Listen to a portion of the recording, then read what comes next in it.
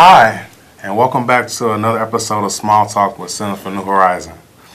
We have an interesting subject we're going to talk to you about today. We're going to talk about youth and social media. We're also going to tie in a little bit of cyberbullying. I'm Jacoby Ramey. I'll be your host for today, and I have next to me Miss Jaslyn Shaw. Hi, Miss Shaw. How are you doing? Tell me a little bit about yourself. So I am a youth case manager for Centers for New Horizons. Okay, Centers for New Horizon. Yes, definitely. Again, we are a live show. Centers for New Horizon. We're located at 4150 South King Drive, Chicago, Illinois, 60653. And our website is www.cnh.org. Our phone number is 773-373-5700. You also can follow us on Twitter and Instagram at Centers 2.0. And don't forget to hashtag us at Centers 2.0. I believe we're living in a world that's kind of open now. It used to be when you wanted to see a close friend or share a moment, you had to take a picture or go to the local Walgreens and to get the picture developed. But now we have something called social media. And social media, you can talk to someone across the waters or see someone in another state, and they can kind of share that special moment with you. I kind of believe that social media is getting a tad bit out of hand with the youth. Some of the youth kind of know how to use it, and some of the youth kind of don't know how to use it. True. But consequently, the technology is definitely good. It's good to have because, like I said before, you're able to do things that you were never able to do before. What do you think are the pros and the cons of social media nowadays? So I definitely think that the pros would be networking. So social media gives you a great opportunity to go ahead and network with people who you just haven't seen in a long time, like lots of friends or family, people from your elementary school, and you thought, hey, I'd never see this person again. So that's what social media gives you opportunity to do. Also, when you're recruiting, a lot of jobs are looking on these social media websites or job boards that we have now. They're looking for different candidates to be a part of their organization. And then it's also good in terms of enhancing your actual career. Another thing is keeping tabs on people. So in terms of your location. So in case you were wondering maybe where someone's whereabouts are, like the last place that they were, you can definitely pick up on their location. Like maybe if they make a post or something, you would definitely be able to see where they are. A great thing that I think is just pretty much staying current. So up to date, there's many sites where you can see the news, and it just gives you many different articles about what's going on in the world today. So for example, I was able to find out about President Trump. I was able to find out about him through Facebook. I didn't see it on the news. I fell asleep on it. But when I woke up, I looked on Facebook and they were like, hey, the new president is Trump. So that's a good way. And then also a lot of people pub their businesses. Yeah, so they're selling so many different things, and there's so many different sites that I've never even heard of before. I heard of it through social media. So that's some of the pros. Now, the cons. So as I touched based on the location, that could also be a negative because people definitely know where you are. So you may have the wrong people when you're posting things, like you're saying, let's say I'm at Popeyes, for example. Someone could definitely come to that same Popeyes that you're at and cause problems for you. So it's too easy to figure out where you are. Another thing is when we record things, such as maybe different fights that go on, between students, or even inappropriate behavior. Yeah. Some things that you definitely would not want others to see. That's pretty bad because once it gets in the wrong hands and it's recorded, you definitely can't do anything about it. Also, some of the cons are that everyone's just in your business. A lot of people post things. It may be about someone, about a boss, or anything like that. Once they put it out there, that's it. Because I could easily take a screenshot of it, send it to my friend. They can post it on another site. So you just kind of have to be, careful and monitor those type of things. Yeah. I think a pro of it, like you were saying, the networking, which is definitely a good thing. Sometimes maybe Yeah. if you're in high school, you're a high school student, and you want to be able to relate to some kids that go to a school or a university or something like that, you can relate to them. Definitely. But the con of it, I really don't like because you call it social media, you become more unsocial with people and the interaction with people. I know a lot of Sure. times you might meet someone and it's like, okay, on the internet you were this way, and now in person you're this way. So That's the true. perception of things definitely change. Yeah. Over 70% of teens have a smartphone, which means they have access to internet, which means they have access to social media. Nowadays, you see most teens, they're walking down the street with their phone. They're in school with their phone, after school. So it's like it's no real way to monitor that. And I kind of feel that there's no virtual way that with social media that your parents can monitor what you're doing. Do you believe that some kind of way there should be some type of parental on social media that the parents can overlook or kind of block things that are going with their children? I definitely believe that there should be something like that, but it would be pretty hard. I think that it's definitely going to have to be the parents, the guardian, whoever it is, that's monitoring what their children are doing. Just because if there are barriers, so let's say, how I know that there are a lot of websites where they ask for your age before you enter a website. So even me, when I was younger, I've definitely manipulated it and put, like I was born in 1981, just so it would make me 18 years of age or older. And I was able to view that content on whatever page that it was. So there's really not too much that we can do about it, but I definitely think that the people who are watching these, like these kids or these students, they are the ones who need to monitor them. Definitely. I was thinking to myself, maybe it could be a, like, how sometimes on Facebook or some of these social media sites, you can type in a keyword, and maybe if they type in a keyword such as fight or argue or something like that, it would immediately shut the site down or direct them to something more positive. I was thinking maybe if the owner of Facebook could do something like that, and you kind of keep the peace of what's going on. Yeah, I mean, that's true, but then, we go back to the whole age thing. Like, that's going to be kind of hard to do just because, you're going to have adults that are going to be using these words and they're going to be like, hey, why are you blocking this? So, yeah, that's something to think about. Again, we are a live show. You can call in. The number is on your screen, 312-738-1060. Again, the number is on your screen, 312-738-1060. I recently read a survey, high school students in Chicago, and the statistics were kind of crazy. It says nearly 43% of kids have been bullied online. 1 in 4 says it's happened more than once. 70% of students are not reporting being bullied. Over 80% of the teens are using cell phones regularly, making common and large cyberbullying. What do you know about cyberbullying, Ms. Shaw? Well, cyberbullying, it's pretty big. And I say that just because it's so much easier for someone to bully someone online versus in person. There are a lot of quiet people who would never say anything to your face, but all of a sudden they're, behind the scenes just, saying, oh, she's fat, she's ugly, things of that nature. And there's like, I thought it was funny how they do have a song out where Drake just kind of references Meek Mill, and he sort of says like, trigger fingers turns to Twitter fingers. So that's kind of referencing like the cyberbullying, because like, yeah, you're saying all of this on the internet, like online, but not in person. Definitely.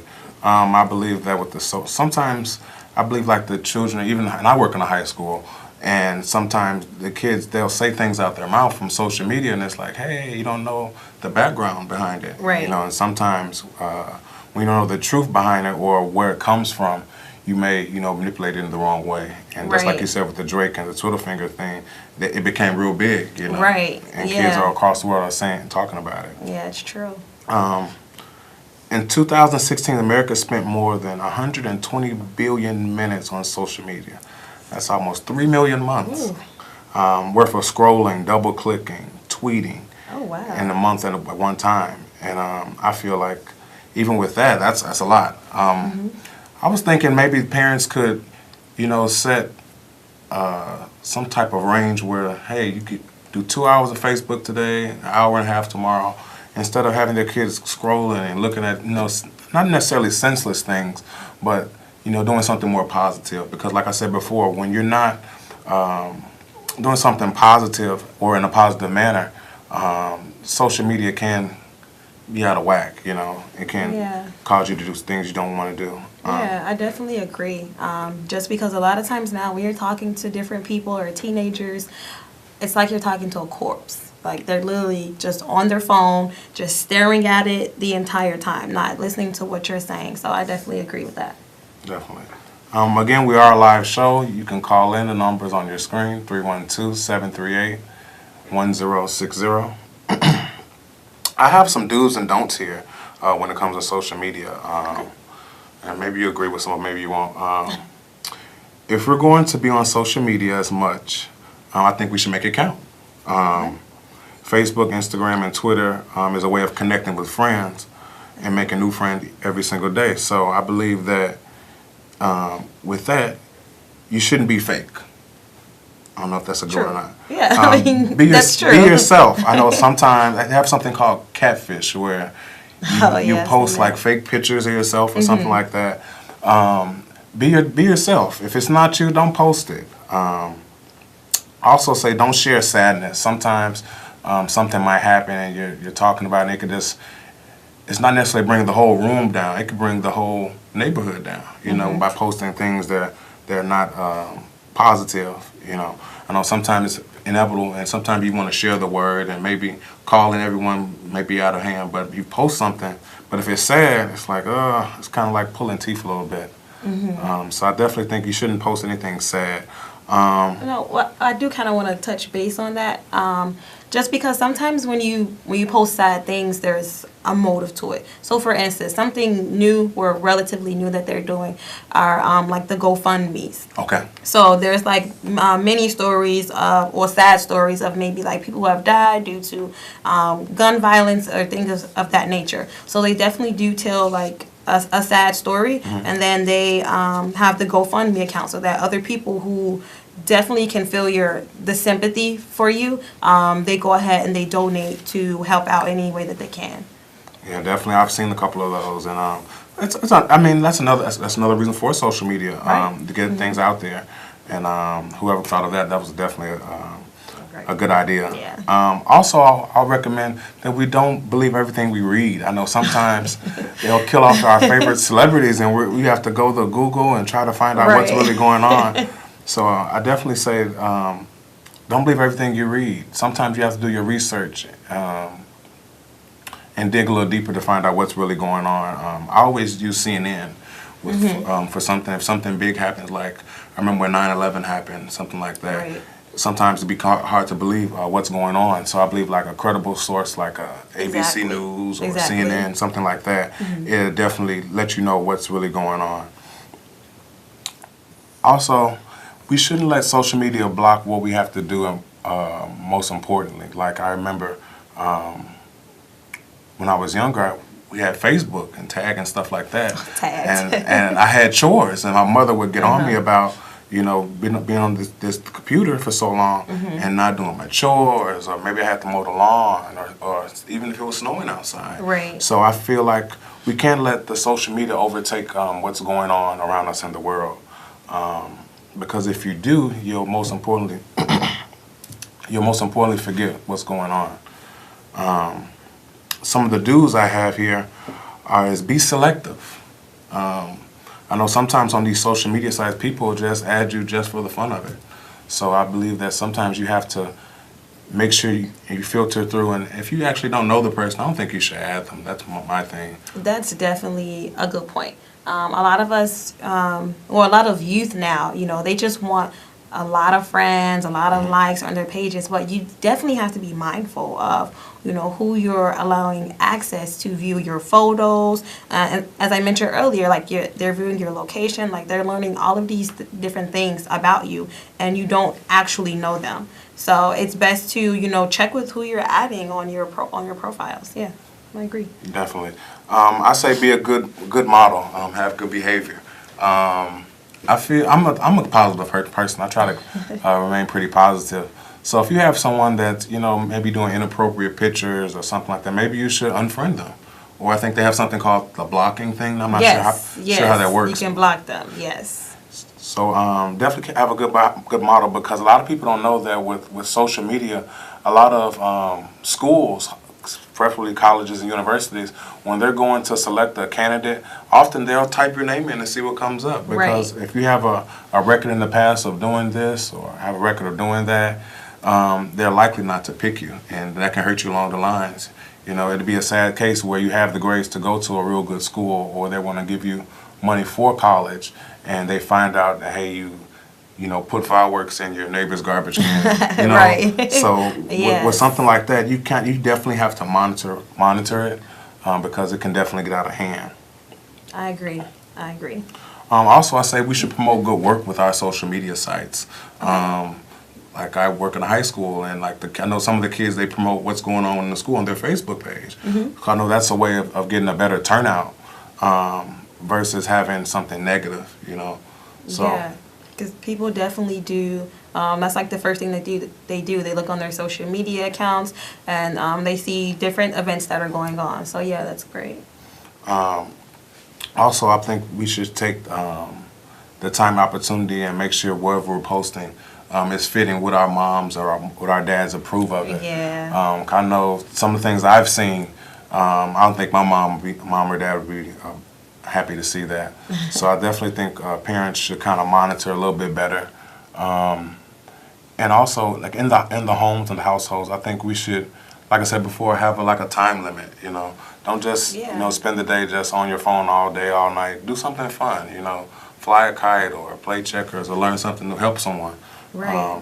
Yeah, that's good, because I definitely think that because social media is everywhere, so people feel as if like, okay, well, if I'm not on Facebook, then I'm gonna go ahead and play a video game, or if I'm not playing a video game, I'm gonna go ahead and watch like Love and Hip Hop. Like, no, it's all still social media, so you definitely do have to get out of the house and do other extracurricular activities. Definitely. Again, we are a live show. You can call in. The phone number is on your screen. The phone number is 312-738-1060. Again, the number is 312-738-1060. Again, Ms. Shaw, why do you think cyberbullying exists nowadays?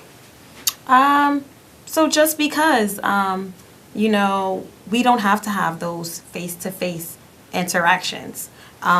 So, we definitely are able to go ahead and say whatever we feel, whatever we want, and not really get too penalized for it because we're over the internet, know? Definitely. Yeah. Oh, we have a caller. Go ahead, caller. Hello? Hello. Go ahead, caller. You're on the air. All right.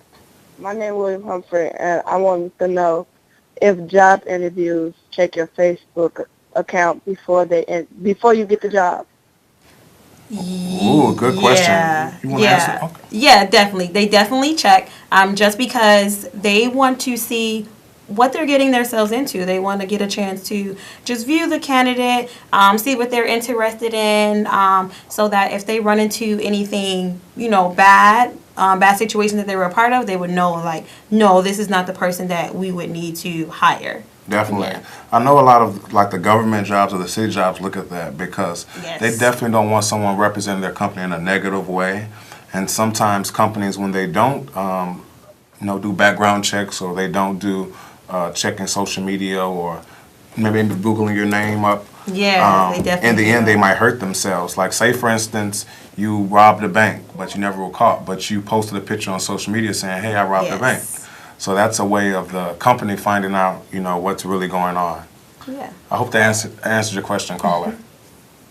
All right, thank you. Again, with the cyberbullying, I've seen it more and more with high school students. I've seen like videos of fights and Yeah. things in the neighborhood where it's like it just came from Facebook or it came from a picture.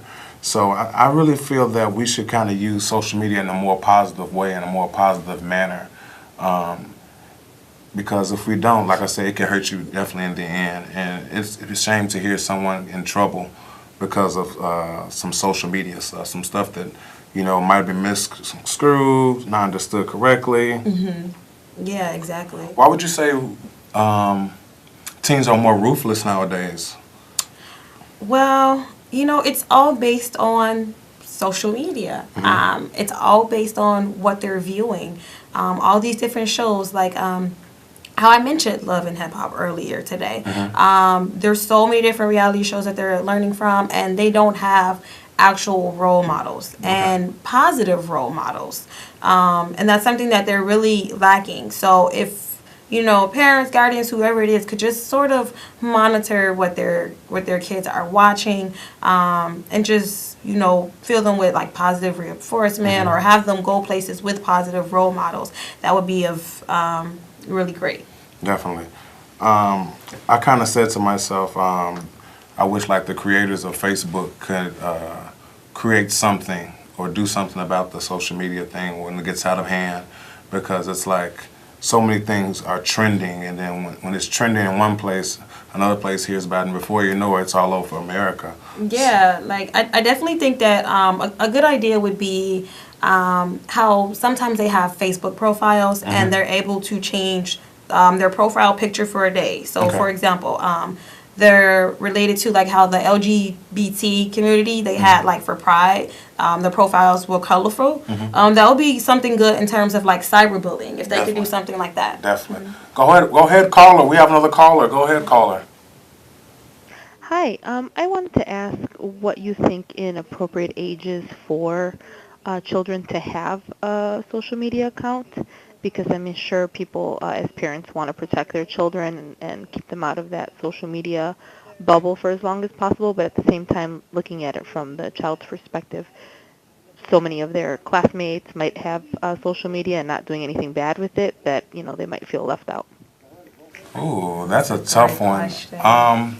Me personally, I would say 14, but I say you still have to monitor that, because at 14, you can type and stuff like that, but also are you able to think properly? How do you know Right. if that person is not the same age as you? He might be an adult trying to manipulate his way into that child's life. That's a tough one. What do you think, Michelle? Yeah, I think it all just depends on, how responsible your child actually is. Because I think, the teenage years, that is appropriate about 14, but of course they're going to start when they're younger. So if you could just, sort of just talk to your children before they even have these accounts, just warn them of things such as cyberbullying and how to deal with it. As long as they're knowledgeable about it, then I think that it is okay for them to go ahead and have an account. Yeah. Hopefully that answered your question. Yeah, definitely.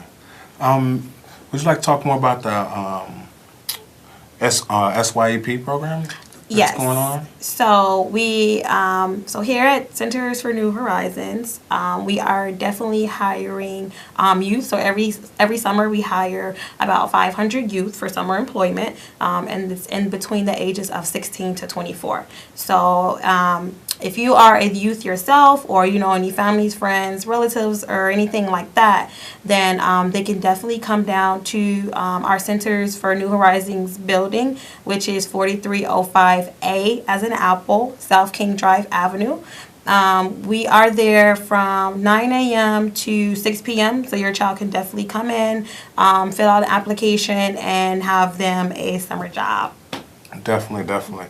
In conclusion today, I think the effect of social media has somewhat has good, the good, and has some bad to it. But I also believe we should have balance when it comes to that. Exactly. And definitely use it in the most positive manner possible. In the end, if you can keep your own life centered in reality, and use social life a little less and be more common with people, I think this world will be a little bit better. Yeah, and let's get back into the whole face-to-face interactions. definitely. It's definitely a different feel than being on social media. Definitely. Yeah. We are Centers for New Horizon, located at 4150 South King Drive, and we welcome you to come talk to us. Again, the number's on your screen, and our phone number is 737-5700. Thank you, and have a good night.